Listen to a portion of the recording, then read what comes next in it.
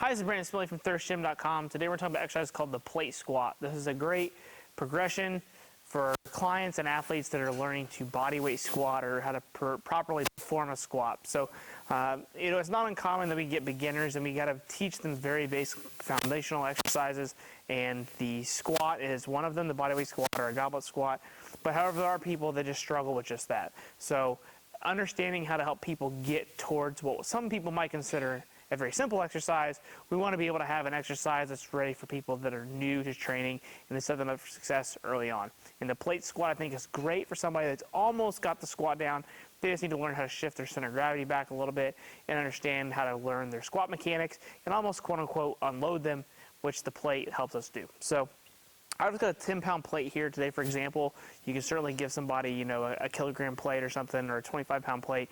The only thing you're going to want to keep in mind is the fact that as you reach out, the shoulders are having to bear, the load of the weight that you're holding. So something that's going to not really tax the shoulders, but to be able to give us a counterbalance.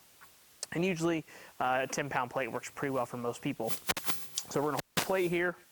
We're getting our standard squat position, feet a little bit wider than shoulder width, feet slightly turned out. I can feel my whole foot on the ground, so I should be able to feel my big toe, my pinky, and my heel, almost like we're grabbing the ground, so to speak. So we just want to make sure that we're not just kind of like just hanging out there. We can feel the ground with each foot. And then to be able to perform the exercise, as we go down, we're going to push the plate out in front of us to create a counterbalance. And then at the same time, we're going to slowly shift our knees out, feel the ground, root through the floor, where we feel that pinky and big toe and heel, to be able to make some space for our hips. And then as we come up, we're going to bring the plate back in towards our center of gravity because we won't need it as much. So we're going to start here. We're going to reach out good and long, hit 90 degrees, and come back. Obviously, if they can go lower, you can certainly coach them to go lower. But we're going to use the plate to create some extra offloading here as we go down.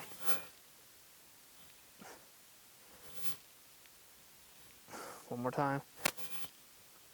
And just like that. So again, this is more of a teaching tool and beginner exercise, great for very young athletes, great for personal training clients that are just trying to lose weight and learn how to move a little bit better, and you're trying to figure out a way to get them off the box, but they just don't feel comfortable getting all the way down or low enough without that box being there. This is a great way to get there. Usually 3 to 4 sets of 8 to 12 repetitions is good. Consider this is more of a learning exercise. This isn't something we're trying to load up and get really heavy.